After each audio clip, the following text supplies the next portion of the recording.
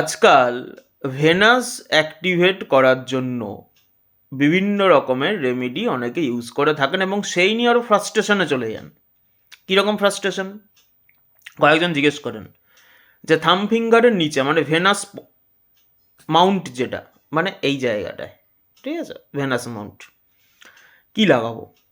কেউ বলে গোলাপের পারফিউম লাগাতে, কেউ বলে স্যান্ডেলউডের পারফিউম লাগাতে বা স্যান্ডেলউডের অয়েল লাগালেও চলবে, কেউ বলে দেশি গরুর ঘি লাগাতে, কেউ বলে টক দই লাগাতে। তো এটা নিয়ে একটা কনফিউশন যে কে কি এই ভেনাস অ্যাক্টিভেট করার জন্য ইউজ করবে। তো এই বিষয়ে কয়েকটা জিনিস আপনাদের ক্লিয়ার করার জন্য ভিডিওটা করা। প্রথম কথা, দেখুন, এইভাবে ভেনাস অ্যাক্টিভেট হয় না। আর ওই কোনোটাকে, এটা তার কোনো সুইচ নয় যে ওটাকে অন করব অফ করব। এটা খুব কমনলি একটা ভাবার বিষয় রয়েছে। এটা কোনো সুইচ মোড নয় যে যখন খুশি আমি এটাকে সুইচ দিলাম অন হয়ে গেল, যখন খুশি সুইচ দিলাম অফ হয়ে গেল। পুরোটাই আমাদের তত্ত্বগত এবং কিছু প্লেসমেন্ট ওয়াইজ কার্মিক রেজাল্টের একটা আউটপুট বলতে পারেন।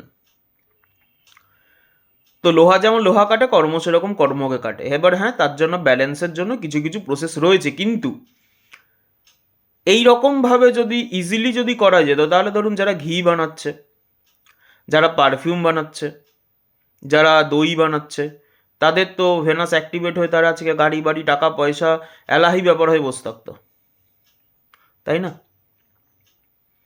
এরকম তো হয় না। তো মাথায় এই চাপ বাড়িয়ে কোনো লাভ নেই। এখানে যেটা হয় সেটা আগে বুঝুন। যখন এই থাম ফিঙ্গারের নিচে ঠিক এই রকম পাটে আমরা যখন কোনো হালকা সুগন্ধিযুক্ত কিছু দ্রব্য ব্যবহার করি, তখন কি হয়, আমাদের শরীরে লিম্বিক সিস্টেমটা অ্যাক্টিভেট হয়। এর সাথে যখন এই জায়গাটায় আমরা কোনো সুগন্ধি দ্রব্য লাগিয়ে জায়গাটাকে ঘষছি বা রাব করছি, তখন আমাদের শরীরে ভেগাসিয়াস নার্ভ রিল্যাক্স হয়, যার ফলে আমাদের মধ্যে স্ট্রেস নর্মাল হয়, স্ট্রেসটা বাড়তে পারে না, মুড আপলিফট হয়, কনফিডেন্স আসে, ফোকাস সিস্টেমটা ভালো হয়। যার ফলে একটা যে টেনশনের জন্য যে আপনি মাইন্ড কনসেন্ট্রেট করতে পারছিলেন না কাজে, বা কোথাও না কোথাও গিয়ে একটা অ্যাংজাইটির মধ্যে দিয়ে আপনি চলছিলেন, সেগুলো অনেকটা রিল্যাক্স হয়ে যায়। ফলে আপনি আপনার পার্টিকুলার যে গোল ছিল সেই গোলের উপরে ফোকাস করতে পারেন। এবং তার জন্য হালকা মিষ্টি সুগন্ধিযুক্ত কিছু ব্যবহার করতে হবে। উগ্র কোনো সেন্ট ইউজ করলে হবে না, কারণ তখন আমাদের আবার নার্ভাস সিস্টেমটা বেশিভাবে স্টিমুলেট হবে। তাই হালকা একটা রিল্যাক্সিং কোনো পারফিউম ওখানে আমরা ইউজ করতে পারি।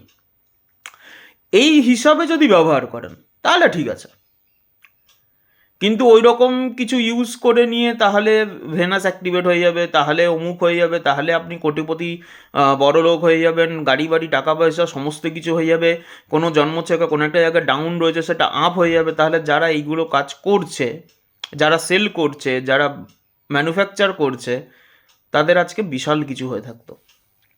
সেটা তো হয় না। তারাও দেখুন কিছু না কিছু প্রবলেম দিয়েই চলছে।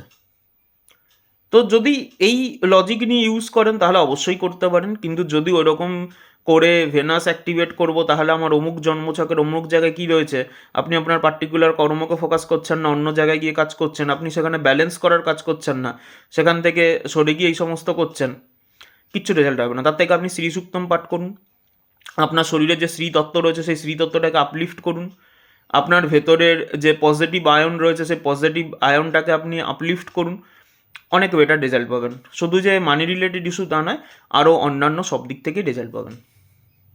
তো এটা বলার জন্য আজকে ভিডিওটা বানালাম। ভালো থাকবেন।